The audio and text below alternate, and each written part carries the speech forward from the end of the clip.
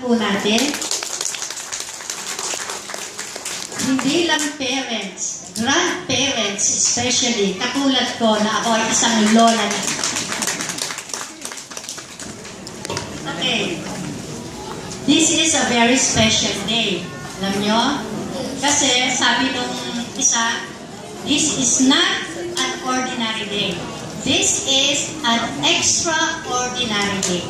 Kasi your children are graduating with honors. Kung wala mang honors, ay talagang kailangan ng mga parents nandito at nag-iriwan. Po? This is graduation 2005-2006. Alam nyo, minsan nagkakaroon ako ng lapses because I turned 67 like last March 4.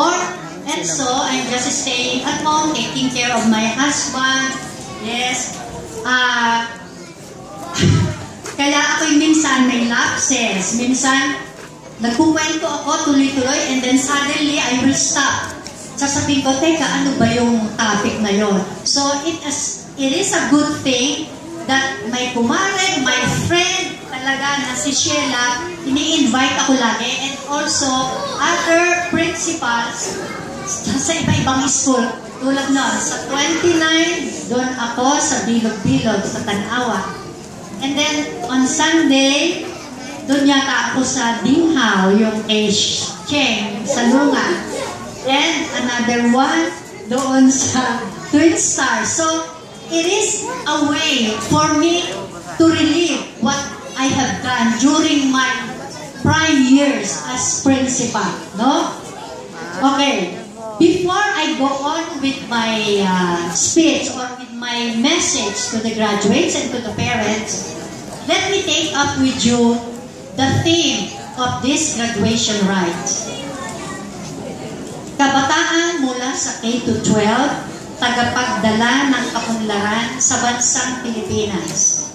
The theme highlights K-12 Basic Education Program as a transformation vehicle for local and national development.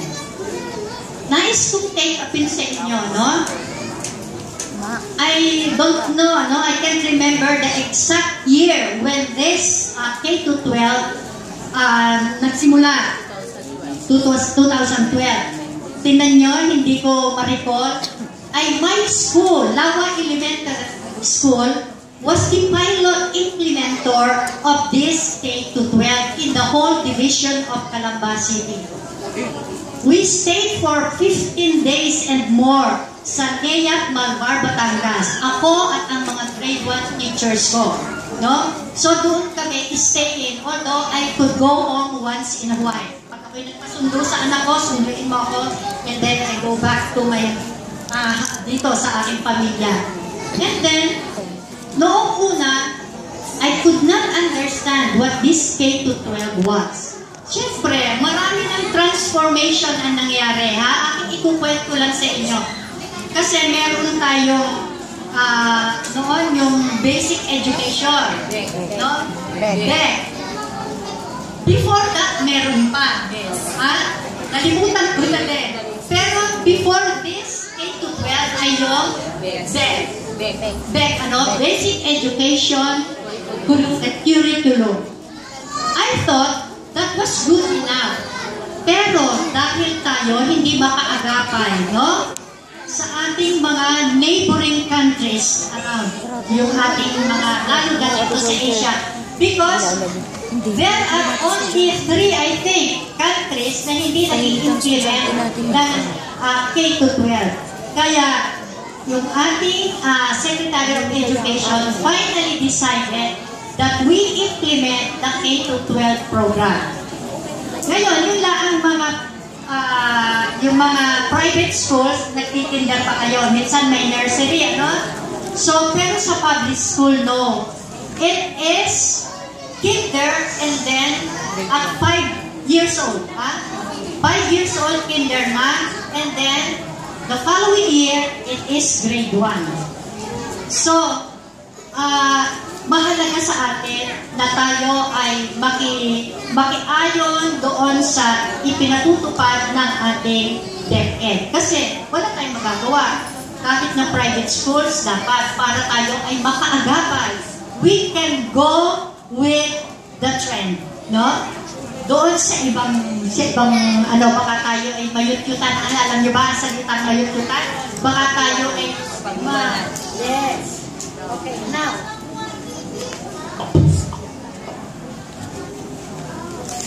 We are gathered here today to celebrate an important and special occasion. This is a period of change for you, parents, and especially for your children. Graduation is a normal occurrence in all schools, wherein the excitement enjoyable, especially the members of the graduating class, is beyond compare. It is the end of all the sacrifices. In your years in school, wala pa kayong high school, pero meron na rin ba kayong high school? Bali, 7 years. Kinder, and then yung 6 years in the elementary, and then grade 7 to 12, parang high school yon. Yung 2 years ay preparatory for college. So that the parents, as well, especially the pupils or the students, can learn what they are going to take in college para malaman nila, no? Okay. Let us thank the Lord. Kasi siya ang guide natin. Sa lahat ng ating pagsisikap, sa ating pag-aaral, ay ang ating Panginoon ang ating talagang unang-unang pasasalamatan. And then, graduates, ang mga parents nyo, palakpakan natin ang ating mga parents, no? Sabi noong isang bata dito, itong pag-aaral ay isang journey. Totoo po yun. Totoo po na ito ay isang paglalakbay mula sa kawalang malay hanggang sa matutunan ninyo ang mga skills na magiging sandata ninyo sa inyong paghanap buhay, paghanap ng inyong magiging trabaho sa buhay. Parents, accept my respect and admiration, for without your love, patience, and generosity, there would be no graduates today. Continue to shower them with your love and see to it that they spend quality time with you and with the teachers.